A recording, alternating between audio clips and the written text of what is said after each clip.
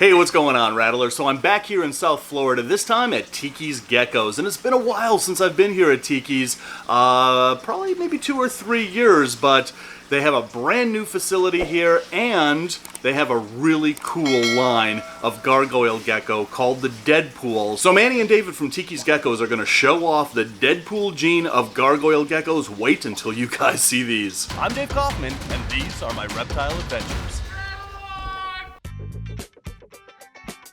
At Rainbow Mealworms, we grow all our insects 100% naturally so that you get the freshest, most lively feeders on the market. So for all your reptile food needs, place your order today at rainbowmealworms.net.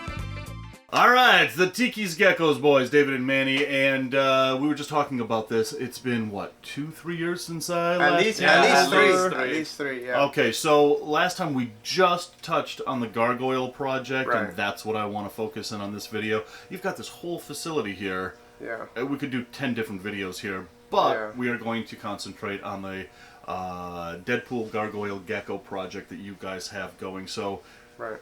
tell us a little bit of history about this project. Right, so Deadpool was a gargoyle gecko that was originally produced by Phil Tremper. Those of you that are into reptiles, you know who Phil Tremper is. You know, he's a legend breeding Yeah, geckos and absolutely stuff. is. Yep, he lives right in the next state over from me. Yeah. So Phil produced Deadpool a long time ago, and he actually sold it to a buddy of mine. And that buddy started, you know, I always kept my eye on that gecko because I was fascinated by it. And then one day he just hit me up out of nowhere. He's like, "Hey, I'm getting out of the business. Like, do you want all these geckos?" And the first gecko I asked him for was Deadpool. I mean, it wasn't Deadpool at that time. I named him that, but it was that gargoyle gecko. And yeah, he told me, he's like, "Yeah, I'll sell them to you." He sold me that and a bunch of his females and a bunch of his other chewies and other stuff. And then I named him Deadpool, and just from there on out, man, like everything he would produce was like super nice, really bold red stripes, and the color just holds over time, which is what I really was looking for. So actually Deadpool's group is right here, and I will show you. Deadpool is probably the most famous gargoyle gecko in existence, if I'm being honest, and I'm not trying to brag or anything, but Well, no, brag. he's in here somewhere. So how many geckos do we have in a tub like this? So right here we have 4. 4 geckos in a tub like this. So this is Deadpool right here. There he is. You can see, and he's probably around 8 years old now, and his color is holding so well. It's hard to explain for those that have, you know, red striped gargoyle geckos and have been working with these guys for a while. You know that the red starts to fade in a lot of these animals. Even this girl here, she's absolutely amazing too. I produced this girl from my Dracula line, but she is, you know, she's fading a little bit, and she's about 4 years old. But Deadpool's like holding his color very well. I mean, he, you know, it's just super bold, really red. It's not like orange or any of that. It's super red, and he passes down the color very well. Like blood red. Blood red, exactly. Yeah, and this is some of the other females I have them with. Again, these are a little bit older, so they're kind of fading already, but these girls at their time were very nice red stripes. This girl still has a lot of red. And even though they're fading, they still produce killer babies. Yeah, of course, because it's in the genetics. It's not, you know, the phenotype is going to be, it's red, obviously, and it's going to start fading, but the genetics is going to be always there. Right. But now look at this girl here. Yeah, right here. Yeah, this is from my other line that I've always like. I really like what this line produces with Deadpool. This is from my Dracula line, and I mean, Deadpool is like unreal though. Like I don't have. He's not the best looking gargoyle I have, obviously, because I've made better versions of himself with, you know, these girls too, but just the genetics behind it, it's just the consistency of what he produces is what's really special about him. Wow. So essentially, you are outcrossing Deadpool with all these other females here. Yeah, exactly. That is very smart, because a lot of people would just kind of say, "Hey, look what I've got," and then go and try to inbreed and produce as many of them as they could. Yeah, and the thing about that is that you're gonna double up on the color, and that's awesome, but you're also doubling up on any defects that they might have. Right. And the red is actually, it passes down so easy that you don't need to do that. You could breed them you could outcross them for a couple generations, and then maybe the third generation down the line breed it back to Deadpool or something like that. And the animals are going to be super red. They're going to have that color that you want, and they're not going to be at risk of having like any genetic defects, which is, you know, we want to produce healthy geckos, of course. Absolutely. All right, so do we have any of Deadpool's offspring to check out? Yeah. I'll show you. So I'll show you first some of my holdbacks from Deadpool from last year, I believe. Yeah. And then I'm going to show you some of the other animals that are breeding. Yeah, so for sure. Actually, right here on this rack, this is one of the holdbacks. Oh, look at that guy. Yeah, this girl it's a girl, but she is absolutely crazy.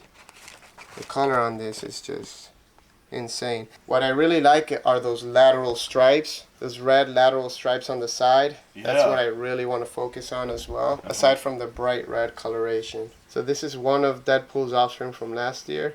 This is another Deadpool daughter. Look at how it's all that red and her back is closing in, and she's pooping on my hand. Oh, well. Peeing. Well, that's how she says I love you. yeah. But it's absolutely nuts, man. Like, it's so... And look at how the red follows through all the way down the tail. I mean, that is just a thick... Yeah, it's so thick. It's so... That color is like... It's not going to fade in anytime soon. Right. That is like a thick stripe that just covers her entire back. She's Yeah. like a red-backed. Exactly. So most gargoyle geckos that have the red stripes, they'll have that thin line in between that's like white or, you know, dark, depending on the animal. But I'm with this particular... the direction I'm going to go with this girl is I'm going to try to selectively breed her, so that the offspring, and this will be a whole separate project that stems from the Deadpool line, but I want to make sure this whole thing is completely covered in red and there's no white spots. That's what I want to do with this. That's going to be an amazing looking gecko when you produce that. Oh yeah. The one Manny is holding here is one of Deadpool's daughters. She is Deadpool to one of my other females, Velvet, for those of you guys that know my lines. And I'm actually outcrossing her to this guy here, which is from Renee King. And she produces some really, really exceptional gargoyle geckos with that lateral line. And that's what I want to get going with this group. I want to get that lateral line super thick where it starts to cover, you know, all the whole side. Same with the face. I want that lipstick red on her lips to keep going farther up and around her eyebrows and stuff. That's what I want with this group. But these gargoyles are like the cream of the crop, in my opinion. So now, how long until you produce a solid red gargoyle gecko? You know, so I don't know. It's gonna take. If I was line breeding it back to itself, it would happen a lot quicker. But I don't want to do that because I don't think that's gonna be good for the animals in terms of like health. I've seen people do that and they produce exceptional animals, but some die young.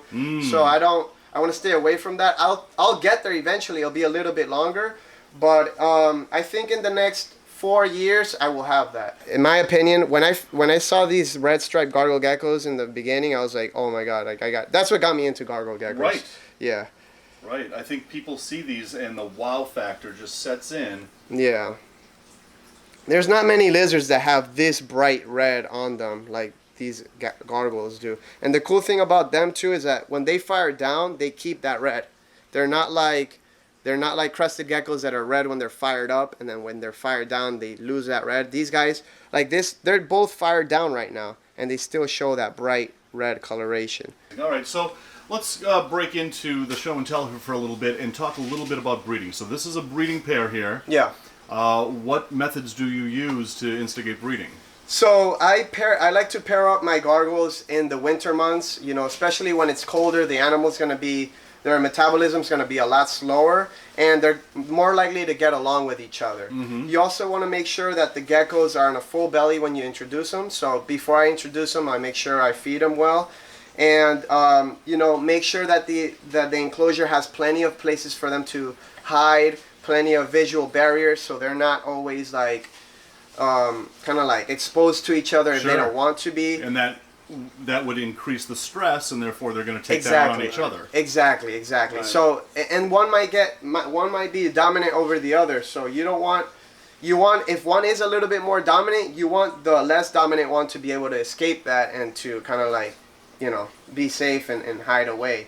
Gargoyle geckos in particular could be a very rough species when it comes to breeding because, you know, like all lizards, they bite each other. That's how they breed. That's how they mate.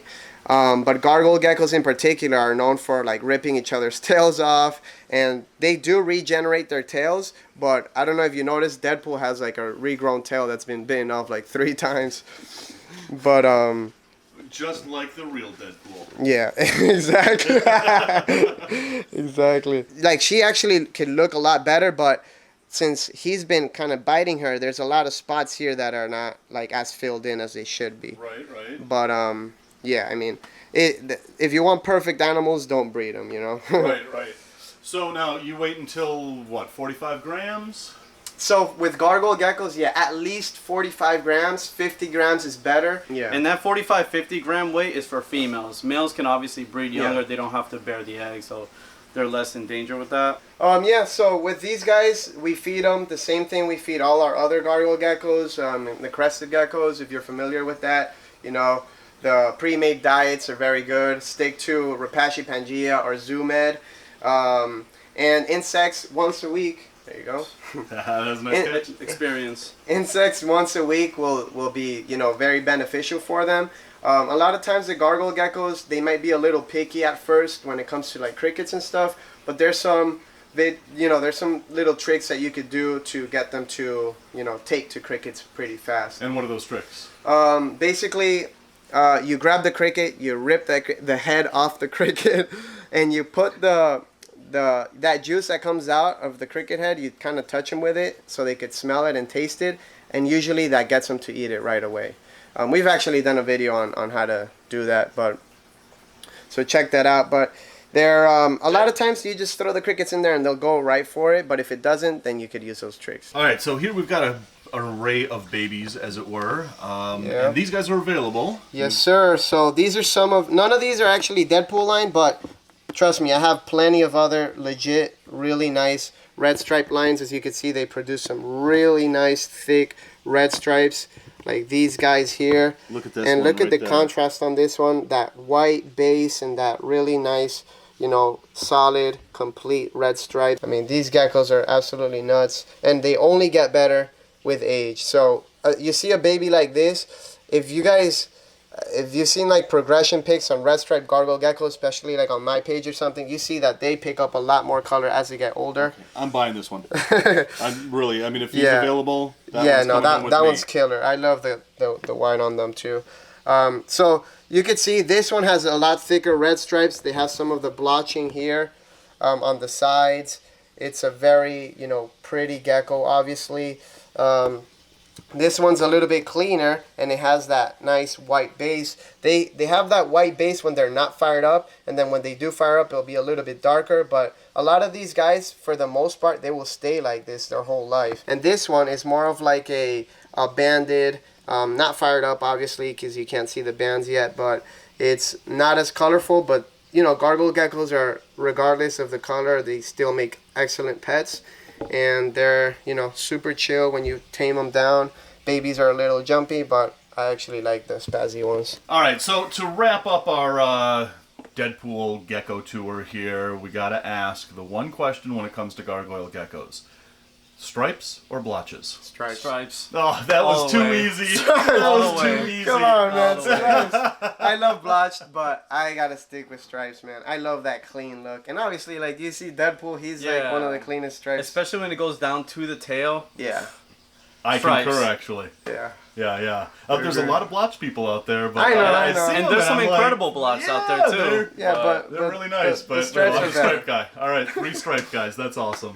Oh, I want to plug in US Arc Florida. Absolutely. If I can. Obviously, there's a lot of stuff going on here in Florida with the tegus and the iguanas and all the other species. So if you can support us with US Arc, please do. They're literally fighting for our rights. So make sure you check them out. Absolutely. So guys, I just want to thank David and Manny from Tiki's Geckos for having me down here and showing off the Deadpool gene. That is one of the most amazing genes of gargoyle geckos out there. So Tiki's Geckos has a really awesome YouTube channel where they show off all of their geckos and other reptiles that they're working with here. If you aren't already watching them, their link is in the description below. And guys, as always, thanks for watching, and until the next reptile adventure, love the planet, feed your reptile obsession, and rattle on.